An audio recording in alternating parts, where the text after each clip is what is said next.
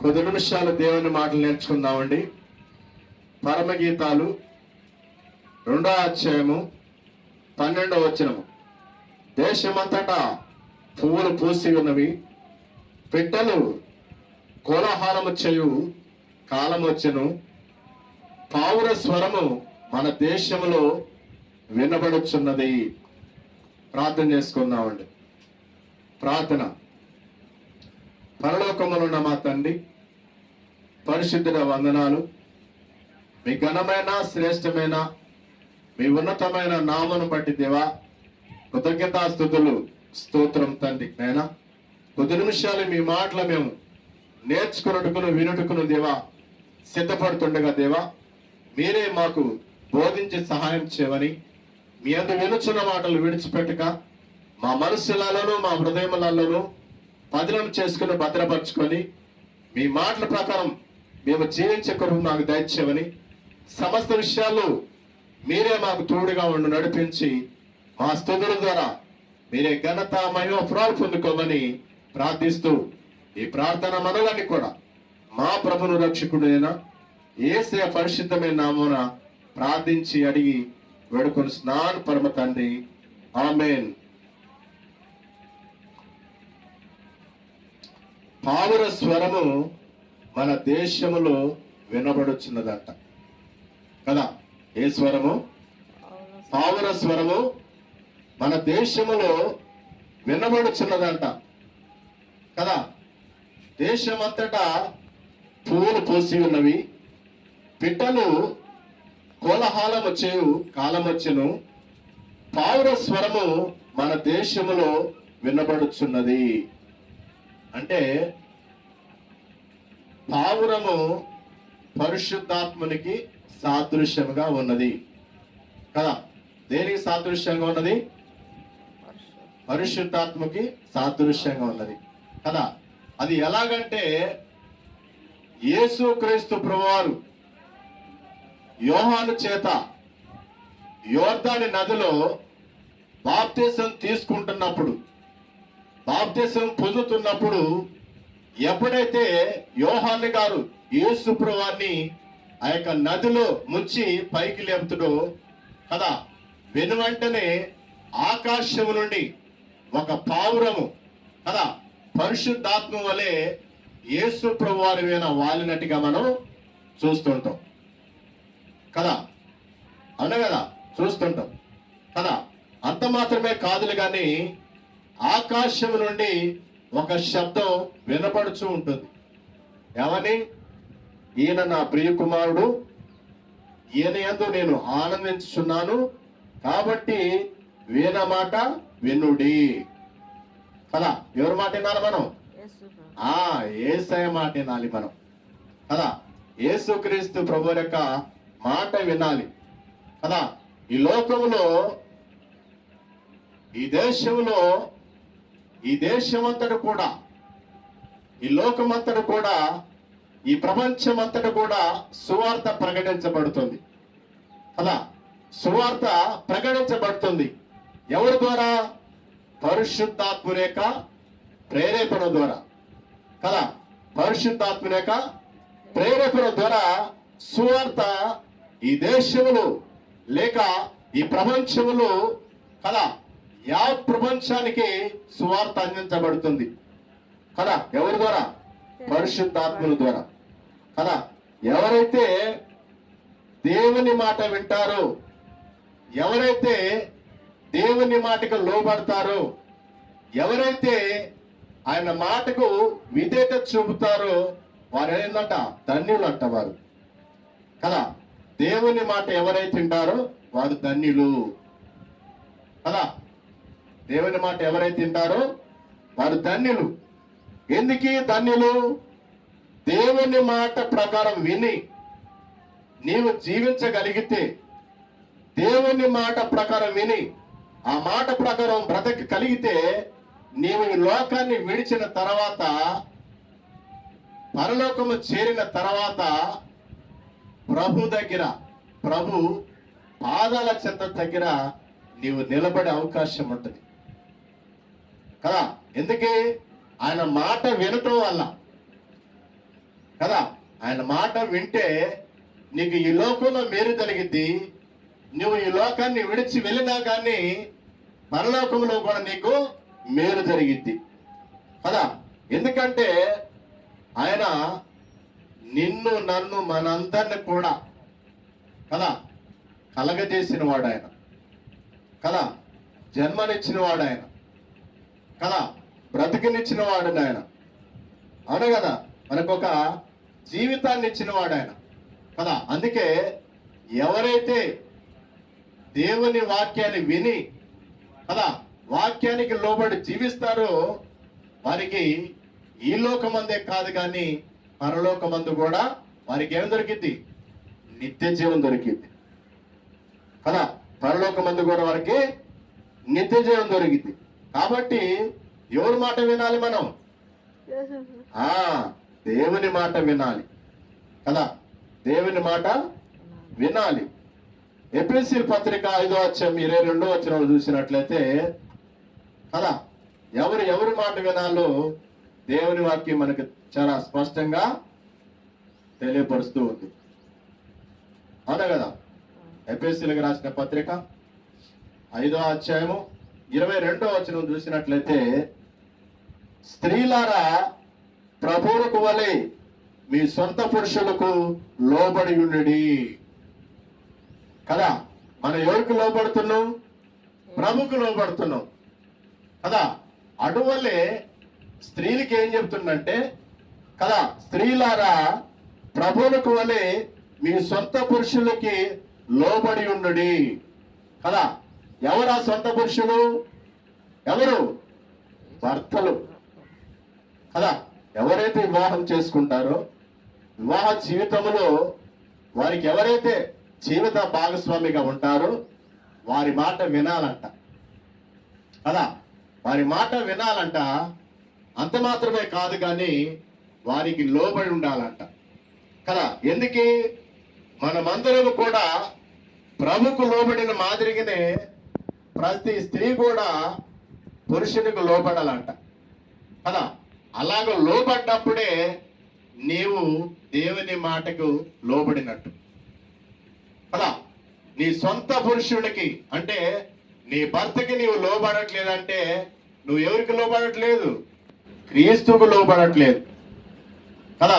మనం అనుకుంటాంగా నా భర్త మాటేగా నేను వినంది, నేను అందరి మాట వింటున్నాగా కదా.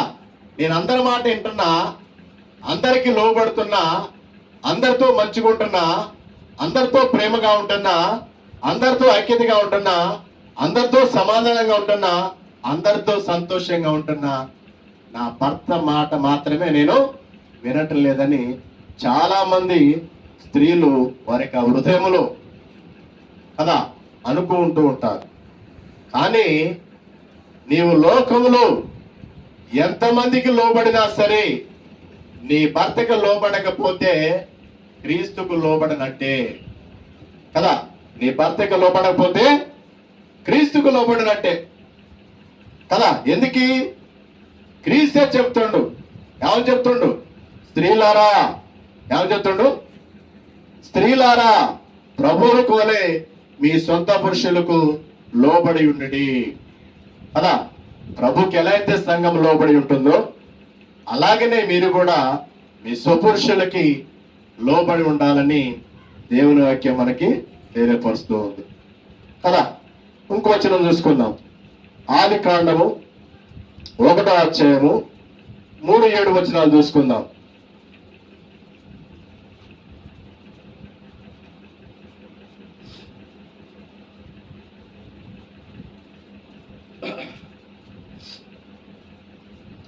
దేవుడు వెలుగు కమ్మని పలుకుగా వెలుగు కలిగెను కదా. దేవుడు వెలుగు కమ్మని పలుకుగా వెలుగు కలిగిందంట కదా. అంటే వెలుగు దేవుని మాట వినదా లేదా? దేవుని మాట వినదు కాబట్టికే కలుగంటే కలిగి ఉన్నది కదా.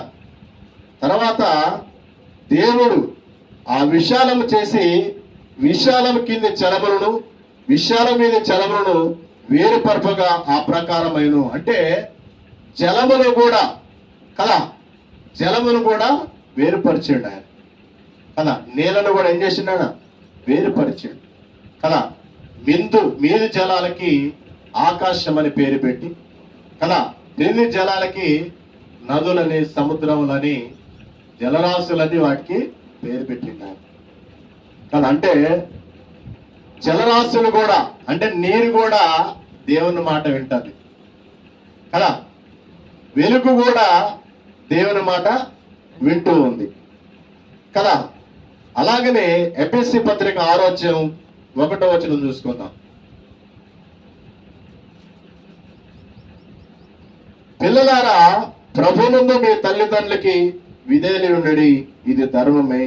అంటే పిల్లలు కదా తల్లిదండ్రులకు లోబడి ఉండాలంట అని కదా, పిల్లలు తల్లిదండ్రులకి లోబడి ఉండాలంట కదా. అంటే పిల్లలు తల్లిదండ్రులకి లోబడకపోయినా దేవునికి లోబడనట్టే కదా. అంటే దేవుని వాక్య ప్రకారం మన జీవితాన్ని కట్టుకోవాలంటే దేవుడు చెప్తున్నటువంటి ప్రతి మాటను కూడా మనం పరిగణలోకి తీసుకోవాలంట, అంటే లెక్కలోకి తీసుకోవాలంట. అలాగా ప్రతి మాటను కూడా మనం నెరవేరుస్తున్నప్పుడు దేవుని మాటకి మనం లోబడినట్లు కదా. ఒకదానికి లోబడి ఇంకొక దానికి లోబడకపోతే ఏం కాదులే, అంటే అది నువ్వు సంపూర్ణంగా పరిపూర్ణంగా దేవుని మాటకి నువ్వు లోబడినట్టు కాదు కదా. దేవుడు ఏ విషయములైతే లోబడని చెప్తుండో అన్ని విషయాలు కూడా నీవు దేవునికి లోబడి ఉండాలంట కదా. ఎఫెసీ పత్రిక 6:4 చూద్దాం కదా. తండ్రులారా, మీ పిల్లలకు కోపం రేపక ప్రభు యొక్క శిక్షలను బోధనలను వారిని పెంచండి కదా. పిల్లలకి కోపాన్ని రేపొద్దంట తల్లిదండ్రులు కదా. పిల్లలకి కోపాన్ని రేపొద్దంట, అంటే కోపాన్ని తెప్పియొద్దంట. అలాగ తెప్పికోకుండా వారిని ప్రభు యొక్క శిక్షలను బోధనలను పెంచాలంట వారిని కదా. అంటే వారికి ఒక క్రమశిక్షణమైనటువంటి జీవితాన్ని, క్రమబద్ధీకరమైనటువంటి జీవితాన్ని అలవాటు చేయాలంట మనం కదా. తల్లిదండ్రులకు మనం ఏం చేయాలి? వాళ్ళకి ఒక క్రమశిక్షణని మనం నేర్పాలి మనం. ఎందుకంటే వాళ్ళు పిల్లలు కాబట్టి, వారికి తెలియదు కాబట్టి కదా. మనం ప్రతిదీ కూడా వారికి ఏం చేయాలి? నేర్పుతూ ఉండాలి కదా.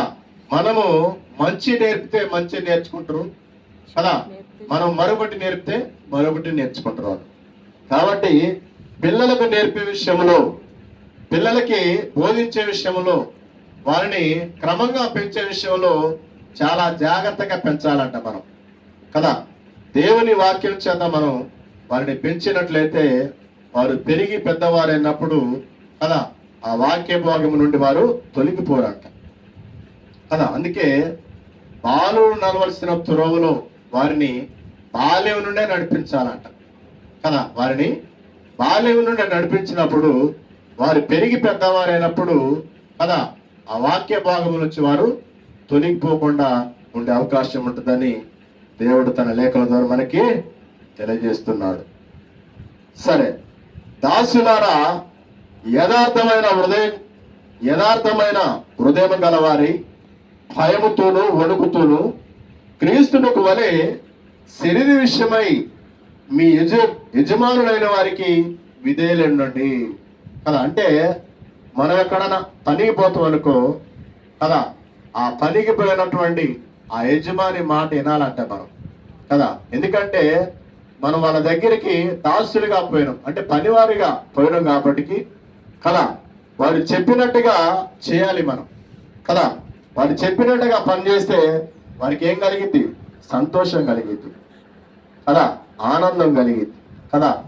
నీకు పని సమయం అయిపోగానే నీకు ఇవ్వాల్సిన కూలి ఇచ్చి కదా వారు ప్రేమగా నిన్ను, మర్యాదపూర్వకంగా నిన్ను పంపించే అవకాశం ఉంటుంది కదా.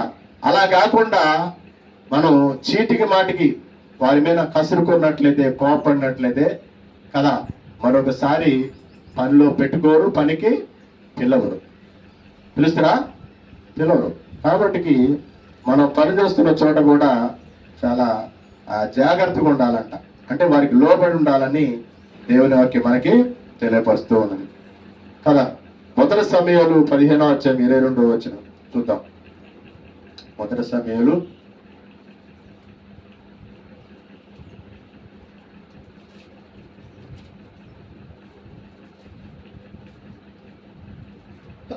15వ అధ్యాయం 22వ వచనం.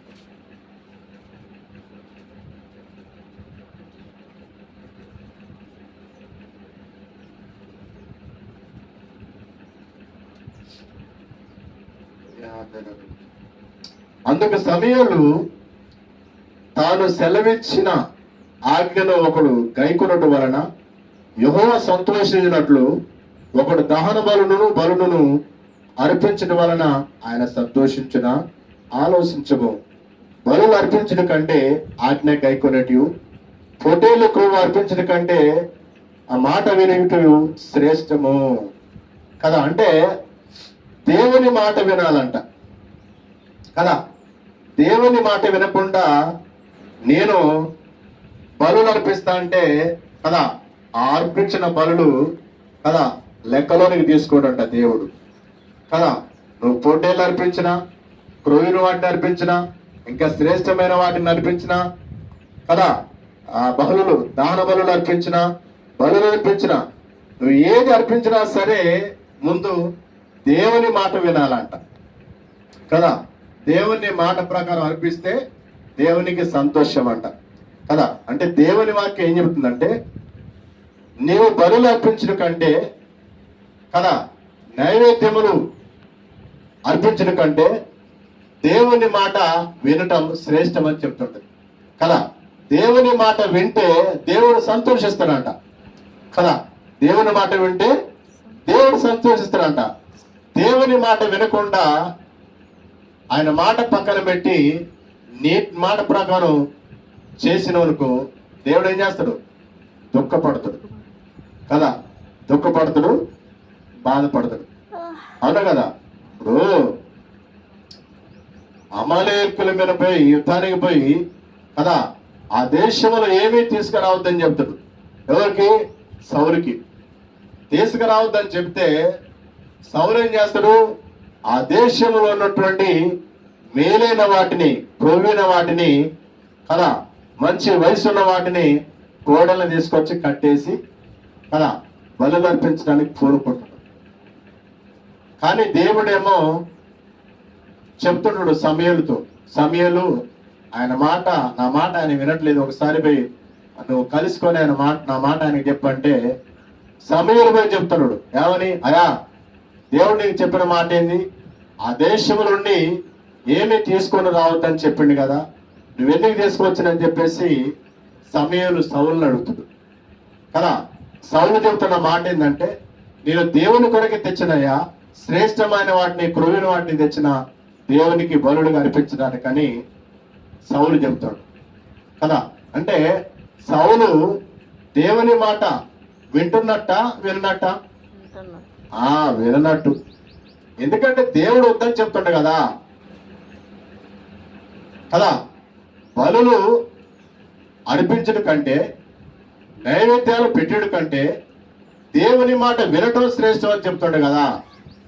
నీవు నాకు ఏమి చేయొద్దు, నా కొరకు బలులు అర్పించొద్దు, నైవేద్యం పెట్టొద్దు, కేవలం నా మాట మాత్రమేనని దేవుడు కోరుకుంటాడు కదా.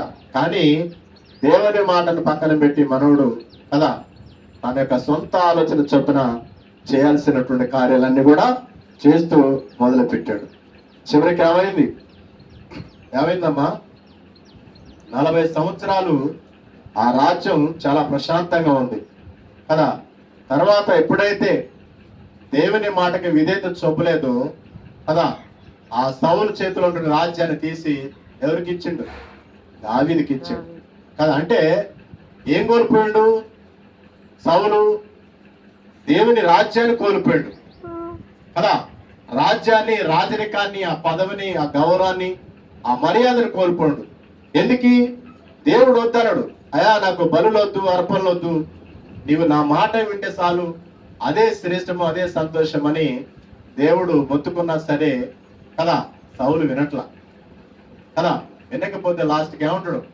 నీ రాజ్యము నీ చేతి నుండి తీసి కదా. నీ దాసుకి ఇవ్వబడుతుంది అన్నప్పుడు అప్పుడు దుఃఖపడతాడు కదా, అప్పుడు బాధపడతాడు, అప్పుడు మనోవేదన చెందుతాడు. అయినా ప్రయోజనం లేదు. ఎందుకు? నువ్వు మొదటిగా దేవుడు చెప్పిన మాట వింటే కదా ఇక్కడ దాకా వచ్చేది కాదు కదా, నీ రాజ్యం నీ చేతుల నుండి పోయేది కాదు కదా కదా. కేవలం నువ్వు దేవుని మాట వినకపోవటం వల్ల నీ చేతుల నుండి రాజ్యం ఏమైపోయింది? నీ నుంచి కదా పక్క వ్యక్తికి కదా ఇవ్వబడింది. కాబట్టి దేవుని మాటను మనం కదా తూచా తప్పకుండా వినాలంట. దేవుని మాటను మనం తూచా తప్పకుండా వినాలంట. సరే, ఇంకొంచెం చూసుకుందాం. మత్తయి సువార్త 21వ అధ్యాయం 28 నుంచి 30 వచనాలు చూసుకుందామండి.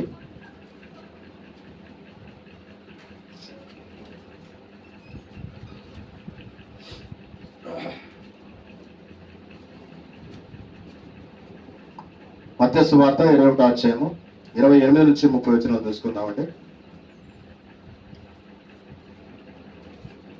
ఒక మనుషునికి 2 కుమారులు ఉండేది.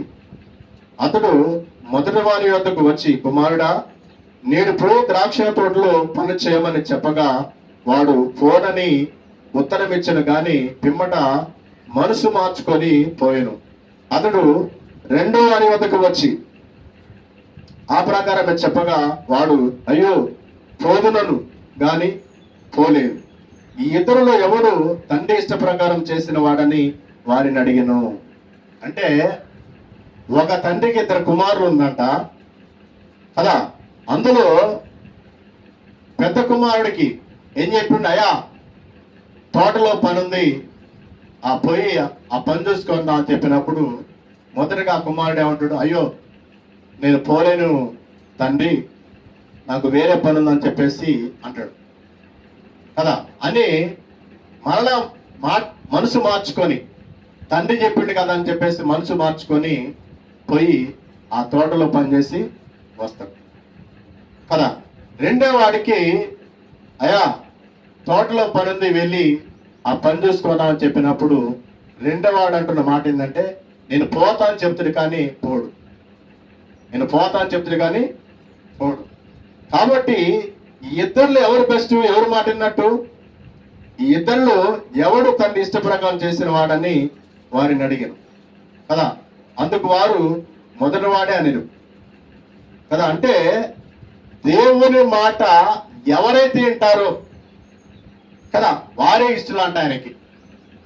దేవుని మాట ఎవరైతే వింటారో వారే ఇష్టలంట కదా.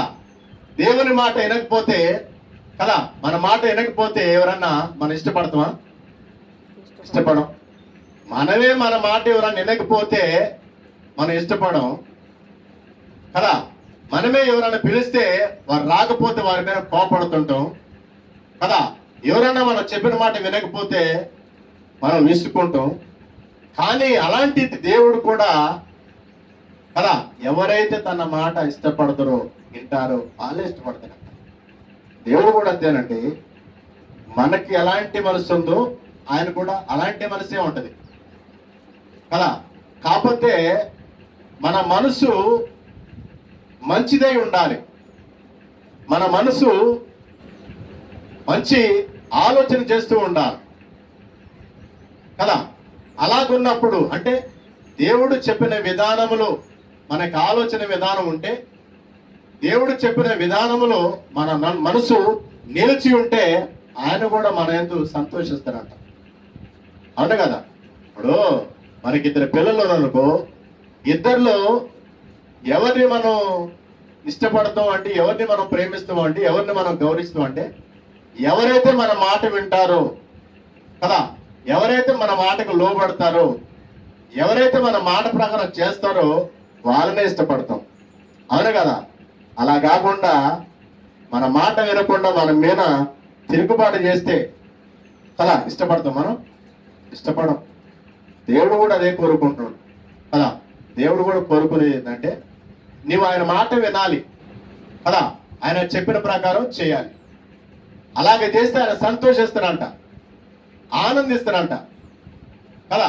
అంతకంటే బాకీ లోకంలో ఏముంది కదా. ఆయన మొయ్యలేని బరువు ఏమైనా మొయ్యమంటుండా కదా, ఎత్తలేని బరువులు ఎత్తమంటుండా? నీవు చేయగలిగింది, నీ పరిధిలో ఉన్నది నువ్వు చేసేదే అని చెప్తాడు కదా. నువ్వు చేయగలిగినది, నీ పరిధిలో ఉన్నది నువ్వు చేసేదే అని చెప్తాడు కదా. అలాగే చేస్తే ఆయనకు సంతోషం అంట కదా. చాలా మంది ఏంటంటే ఎంతసేపటికి నా జీవితము నా ఇష్టం, నా బ్రతుకు నా ఇష్టం కదా. ఇక రెండే ఆప్షనే ఉండదు. అసలు ఎందుకు వచ్చినావు భూమి మీదకి, ఎందుకు బతుకుతున్నావు, ఎందుకు బతకాలి, దేని కొరకు బ్రతకాలి, దేని కొరకు అసలు ఈ లోకంలోకి వచ్చినావు, మనం వచ్చిన పని ఏంది కదా. మనం ఈ లోకాన్ని విడిచి వెళ్ళేటప్పుడు మనం ఏం తీసుకుపోవాలి కదా. మనం ఈ లోకంలో ఏమి సంపాదించుకోవాలి, ఏమి సమకూర్చుకోవాలి, ఏమి కలిగి ఉండాలి, ఏవైతే మనం ఈ లోకాన్ని విడిచినప్పుడు మనం ఏమిటి వస్తాయో వాటిని సంపాదించుకోవాలంట మనం. అవునే కదా. ఈ లోకంలో ప్రజలు ఎలాగుందంటే పనికి రాంది మొత్తం చెత్తనంతా పోగు చేసుకుంటారు కదా. దేని పోగు చేసుకునేది? చెత్తని కదా. చెత్తకి అగ్గిపూల గీసి ముట్టితే ఏమైంది? కాలిపోద్ది, కాలి బూడిదైపోద్ది కదా. బూడిద పనికొచ్చిందా? దేనికన్నా పనికొస్తుందా? పనికిరాదు. అంటే అలాగ పోగు చేసుకుంటారు అన్నమాట ఈ లోకాన్ని, ఈ లోకంలో ఉన్న వాటిని. కానీ అవి నీ ఎమ్మట రావు కదా. వస్తాయా? రావు కదా. మనం ఏం పోగు చేసుకోవాలంటే కదా, దేవుని వాక్యాన్ని కదా, దేవుని మాటలు పోగు చేసుకోవాలి మనం కదా. దేవుని వాక్యాన్ని సంపాదించుకోవాలి కదా. దేవుని మాటలను పోగు చేసుకుంటే కదా, అవి మనల్ని ఈ లోకం విడిచి వెళ్ళినా కానీ నిత్య జీవనానికి నడిపిస్తాంట మనం. అదే కదా. ఈ లోకాన్ని విడిచిపెళ్ళినా కానీ నిత్య జీవనంలోకి నడిపిస్తాయి అంట మనం కదా. కాబట్టి దేవుని మాట వినటం శ్రేష్టం కదా. ఆయన ఏం కోరుకుంటుండు? నైవేద్యాలు కోరుకోవట్లేదు, బలులు కోరుకోవట్లేదు, అర్పణ కోరుకోవట్లేదు, మొక్కుబళ్ళు కోరుకోవట్లేదు, మరొకటి ఏది కోరుకోవట్లేదు. కానీ ఆయన కోరుకునేది ఏంటంటే కేవలం ఆయన మాట వింటే చాలంట, సంతోషిస్తారంట కదా. ఆయన మాట వింటే సంతోషిస్తారంట కదా. ఇక్కడున్న ఇద్దరు వ్యక్తులు ఏం చెప్పిండు? అయా ఆ తోటలో పోయి ఆ తోట పని చూసుకుందామని చెప్పినప్పుడు కదా, పెద్ద కుమారుడు అలాగని చెప్పేసి పోయి ఆ తోటలో పని చూసుకొని వచ్చినప్పుడు తండ్రి చాలా సంతోషిస్తాడు కదా. మొదటిగా ఆయన ఏమంటాడు? లేదు డాడీ, నాకు వేరే పని ఉంది, నాకు పోవడానికి వీలు పడదని చెప్పేసి అంటాడు. అయినా సరే ఓకే అంటాడు తండ్రి. అయినా సరే వెంటనే తండ్రి చెప్పిండు కాబట్టి మనసు మార్చుకొని ఏం చేస్తాడు? మరలా తోటలోకి పోయి తండ్రి చెప్పిన పని చేసుకొని వస్తాడు కదా. చిన్న కుమారుడు అయితే డాడీ నేను వెళ్తా అని చెప్పేస్తాడు, ఒప్పేసుకుంటాడు. కానీ వెళ్ళకుండా తన యొక్క సొంత పనికి పోయి సొంత పని చేసుకొని వస్తాడు కదా. ఇంటికి రాగానే తండ్రి అడుగుతాడు, అయా పోయిన పొలానికి పోవచ్చును అంటే పోలేదు డాడీ అంటాడు. ఎందుకు? నాతో పోతాను చెప్పినావు కదా, మరి నాతో ఎందుకు అబద్ధం చెప్పిను? నువ్వు ఎందుకు అబద్ధం చెప్పినావు నాతో? అన్నయ్య చూడు, ఫస్ట్ పొమ్మంటే పోనన్నాడు, నాకు వేరే పని ఉందని చెప్పిండు. అయినా సరే మాట మార్చుకొని నా మాటని గౌరవించి నా మాటని మన్నించి నేను చెప్పిన ప్రకారం ఆ పని చేసుకొని వచ్చాడు. నీవైతే వెంటనే పోతా అని చెప్పినావు కానీ పోలేదు, నీ సొంత కార్యం చూసుకొని వచ్చినావు అని చెప్పేసి చిన్న కొడుకుని మందలిస్తాడు కదా. అంటే తల్లిదండ్రులు కదా ఎవరిని బట్టి సంతోషిస్తారంటే ఎవరైతే తన పిల్లలు తన మాట వింటారో ఆ పిల్లల్ని బట్టి సంతోషిస్తారండి. అవునే కదా. దేవుడు కూడా అంతే. దేవుని మాట వింటే ఎవరైతే ఆయన మాటలు వింటారో, ఆయన మాట ప్రకారం జీవిస్తారో వాళ్ళ బట్టి సంతోషిస్తాడు. తల్లిదండ్రులు కూడా అంతే కదా.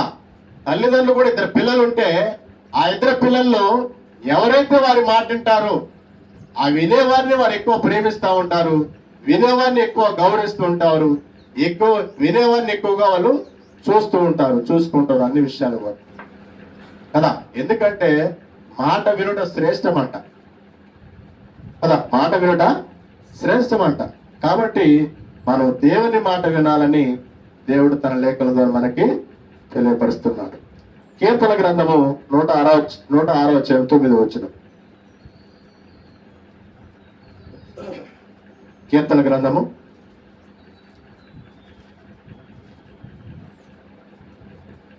106:9.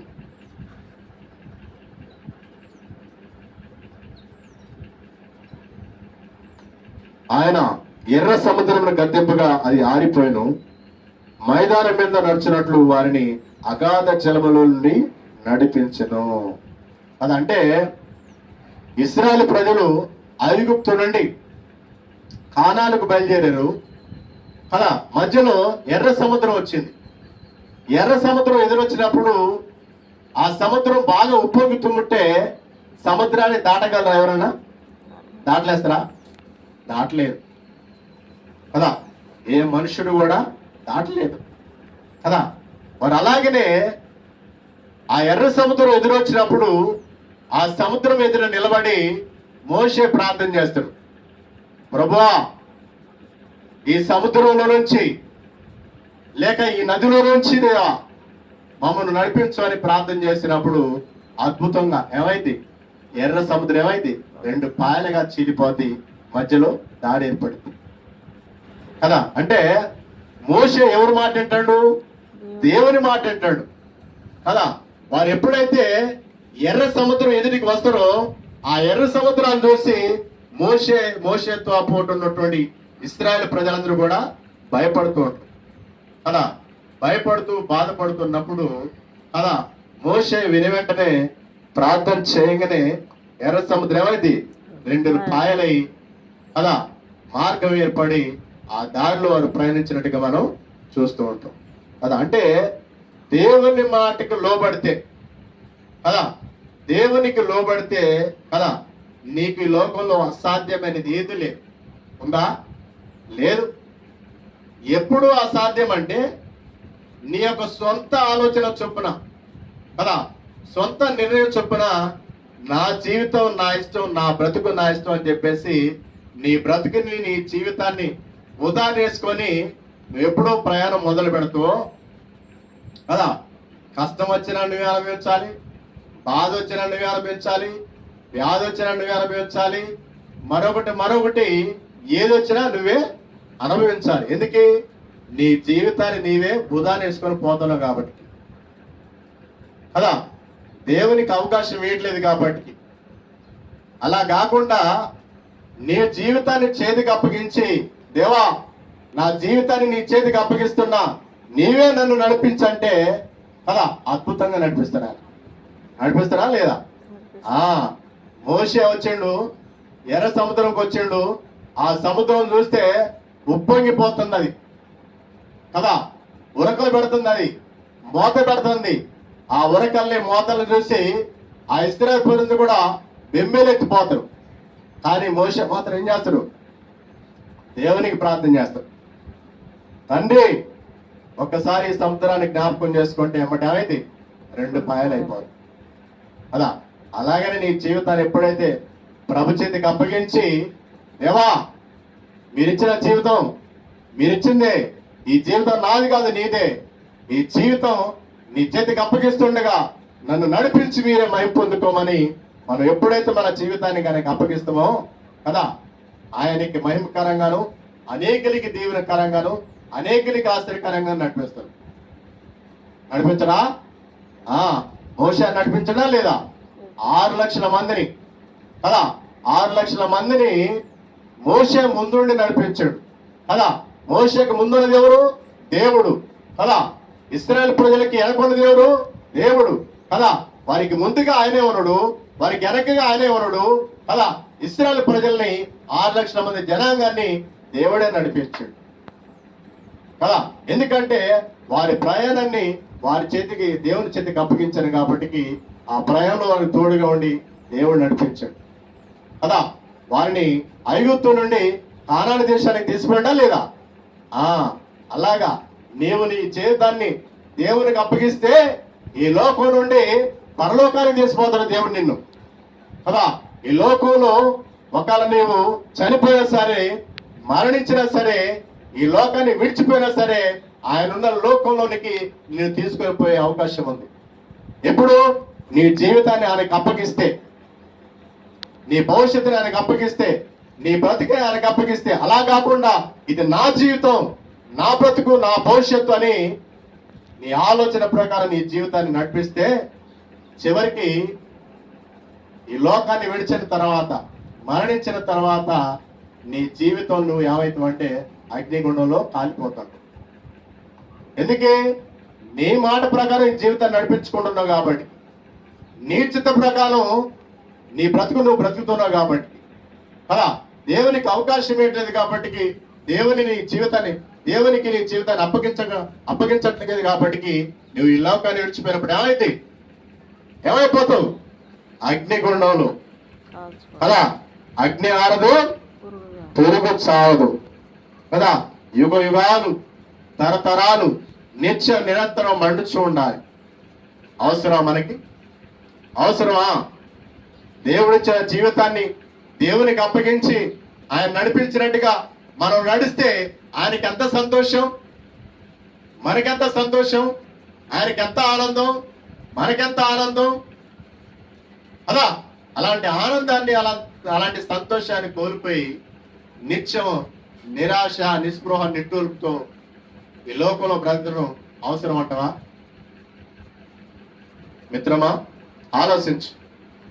ఈ ఉదయకాల సమయంలో దేవుడు నీతో, మనతో, మనందరితో మాట్లాడుతుండగా ఆలోచించమని దేవుడు ఈ లేఖల ద్వారా మనకి గుర్తు చేస్తున్నాడు. కీర్తన గ్రంథము, దానియేలు గ్రంథము 6వ అధ్యాయము 22వ వచనం. దానియేలు గ్రంథము 6వ అధ్యాయము 22వ వచనం.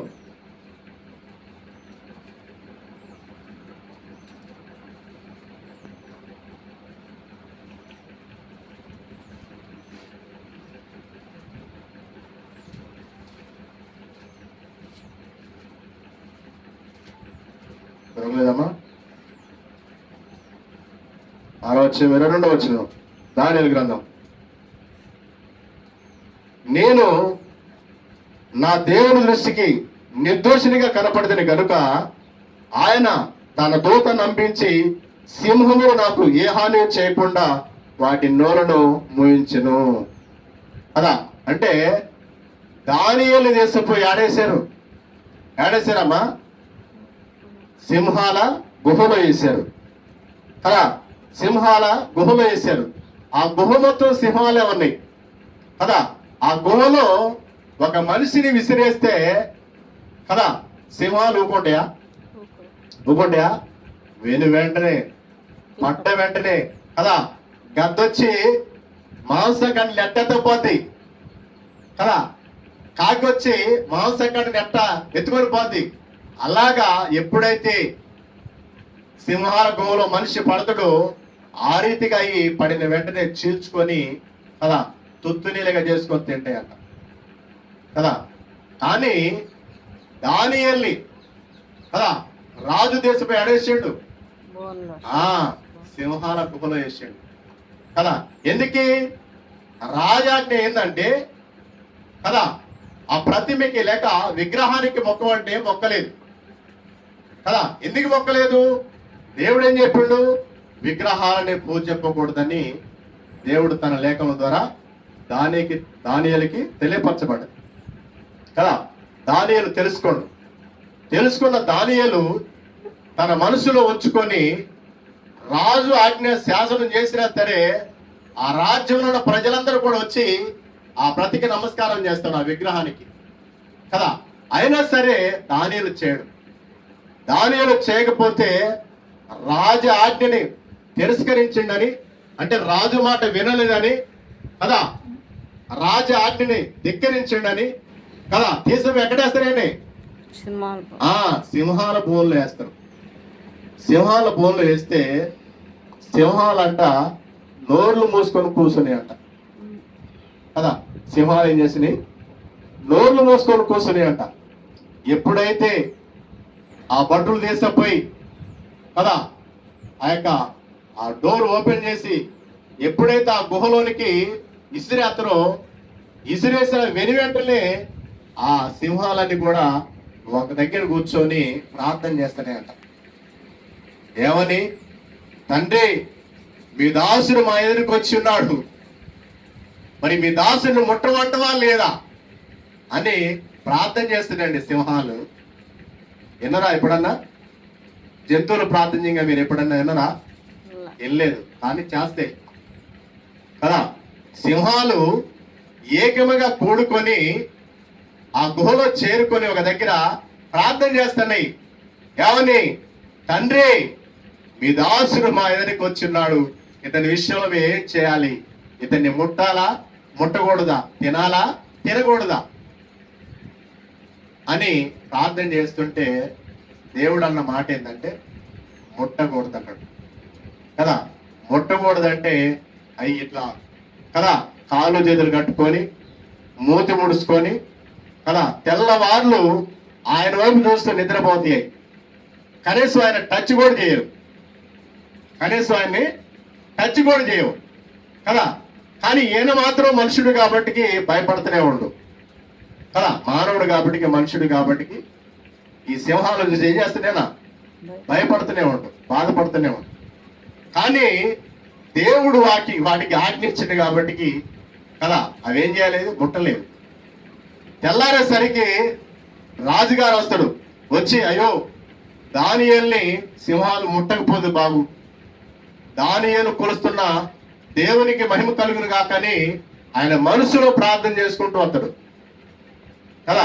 మనసులో ప్రార్థన చేసుకుంటూ వచ్చి ఆ గుహని తెరిచినప్పుడు కదా, ఆ గుహ మీద మూత తీసినప్పుడు దానియేలు అనగానే స్వరం వినపడింది. రాజా అంటాడు అన్నమాట, రాజా అంటాడు. అప్పుడు రాజా ఏమంటున్నాను తెలుసా? సైన్యములకు అధిపతి అయినటువంటి యెహోవాకి స్తుతి కలుగును గాక, నీ దేవునికే మహిమ కలుగును గాక, నిన్ను కాపాడిన ఆ దేవాది దేవునికే మహిమ ప్రభావం కలుగును గాక అని రాజు అంటాడు కదా. అంటే ఒక అన్యుడికి ఏమైంది? జ్ఞానోదయం అయింది. ఒక అన్యుడికి జ్ఞానోదయం అయింది కదా.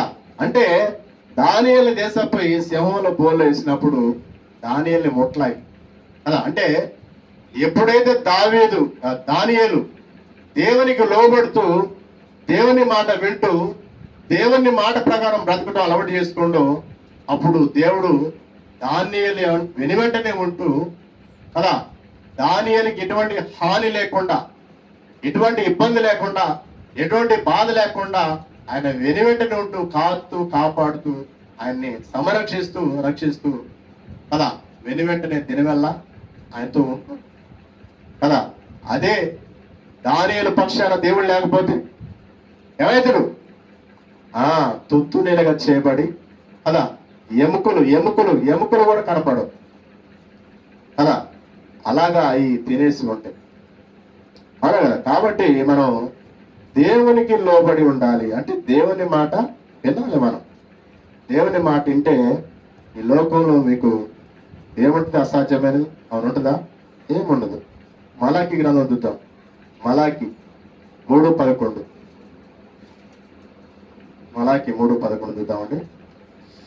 సరే, మీ పంటను తినివేయు పురుగులను నేను గద్దించేదను, అవి మీ భూమి పంటను నాశనం చేయవు, మీ ద్రాక్ష చెట్లు అకాల ఫలమును రాల్పకుండా ఉండునని సైన్యములకు అధిపతికి యెహోవా సెలవిచ్చున్నాడు. అంటే పంట పురుగులు కూడా దేవుడు గద్దిస్తాడంట కదా. మనము వరి వేసినప్పుడు కదా ఆ వరికి ఏమొస్తుంది?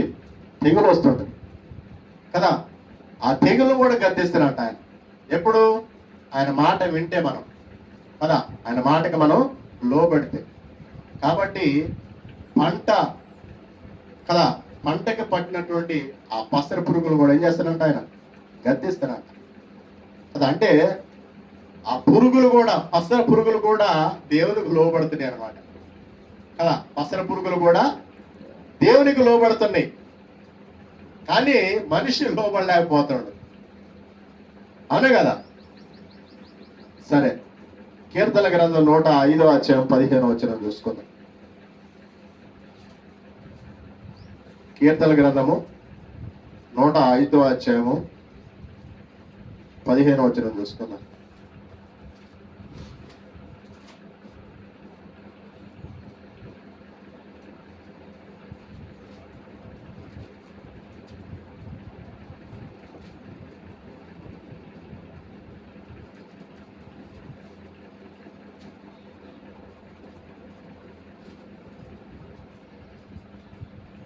ఆయన ఎవరినైనను వారికి హింస చేయనేలేదు. ఆయన వారి కొరకు రాజులను గద్దించెను. దేశం మీదికి ఆయన కరువు రప్పించెను. జీవనాధారమైన ధాన్యమంతేను కొట్టివేసెను. వారికంటే ముందుగా ఆయన ఒకరిని పంపెను. యోసేపు దాసుడిగా అమ్మబడెను.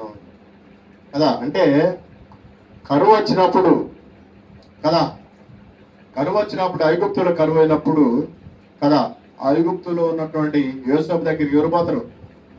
అన్నలు పోతారు కదా. అన్నలు పోయినప్పుడు వారికి కావాల్సినటువంటి సమృద్ధిని ఇస్తాడు ఆయన కదా. వారికి కావాల్సినటువంటి సమృద్ధిని ఇస్తాడు కదా. వారికి ఎటువంటి ఇబ్బంది లేకుండా, జీవనాధారానికి ఇబ్బంది లేకుండా ఆయన చేసినట్టుగా ఇక్కడ మనం లేఖనంలో చూస్తూ ఉంటాం కదా. యోసేపుకి కదా తోడై ఉన్న దేవుడు కదా అన్నల దేశంపై కదా గుంటలు వేసినప్పుడు ఏం చేస్తాడు? గుంట నుంచి పైకి లేపి మరలా మిద్యానీయుల చేత అమ్మబడి అక్కడి నుంచి కొనిపోబడి పోయి ఐగుప్తులోకి పోయి ఐగుప్తు దేశంలో ఏమైతుడు? ప్రధానైతుడు. అంటే దేవుని మాట వింటే, యోసేపు ఎవరి మాట వినరు? దేవుని మాట వినడు కాబట్టి ఆ దేశానికి ఏం చేసింది? ఆయన ప్రధానం చేశాడు కదా. మత్తయి సువార్త 4:11.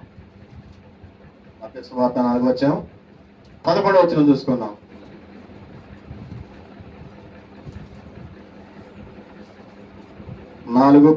మత్తయి సువార్త 4:11. అంతటి అపవాది ఆయన రెచ్చిపోగా ఇదిగో దేవదూతలు వచ్చి ఆయనకు పరిచయం చేసిరి. అంటే యేసు ప్రభువాన్ని పలు రకాలుగా శోధించాడు. ఎవరు? అపవాది, శత్రువు కదా. పలు రకాలుగా శోధించినా సరే కదా, యేసు ప్రభువారు కదా వాక్యం చేత గద్దించినప్పుడు కదా, వాక్యం చేత బుద్ధి చెప్పినప్పుడు అక్కడ నుంచి ఇక వెనుదిరిగిపోయి మన ఎన్నటికి ఆయన ఎదుటికి రాలేదు కదా. ఎందుకంటే మన జీవితంలో అనేకమైనటువంటి ఆటపోటులు, సమస్యలు, శోధనలు, ఇరుకులు, ఇబ్బందులు వస్తుంటాయి కదా. వచ్చినప్పుడు వాటిని మనం ఏం చేయాలి? గద్దించాలి కదా. వాక్యం చేత గద్దించినప్పుడు అవి మనలో నుండి పారిపోతాయి అంట. అవును కదా. మార్కు సువార్త 9:29 చూద్దాం. మార్కు సువార్త 9:29-25.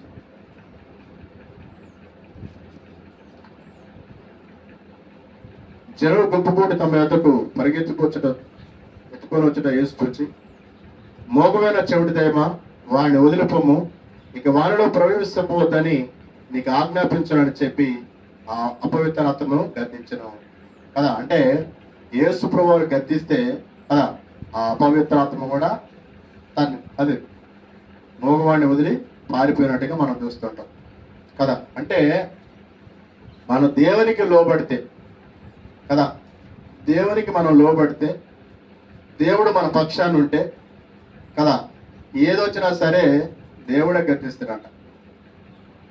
అవునా కదా, దేవుడే గద్దిస్తాడంట. అలా కాకుండా మన యొక్క ఇష్ట ప్రకారం, మన చిత్త ప్రకారం మనం జీవించాలని ఆలోచన కలిగి, ఆశ కలిగి ఉన్నామనుకో కదా, మన జీవితంలో మనమే కష్టాలు కొని తెచ్చుకుంటాం. అవునా కదా. కాబట్టి చాలా జాగ్రత్తగా ఆలోచించమని చెప్తున్నాను.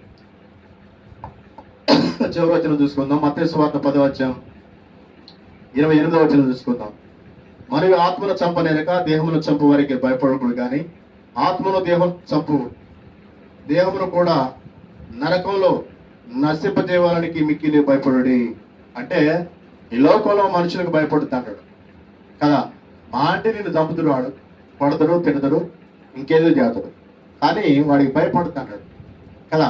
ఎవరికి భయపడాలి మరి? దేవుడు. దేవునికి భయపడాలి. ఎందుకంటే ఆత్మను చంపగలడు ఆయన, దేహాన్ని కూడా చంపగలడు కదా. కాబట్టి మనము దేవునికి భయపడి ఉండాలంట. ఎవరికి భయపడాలి? దేవుడు. దేవునికి భయపడి ఉండాలి.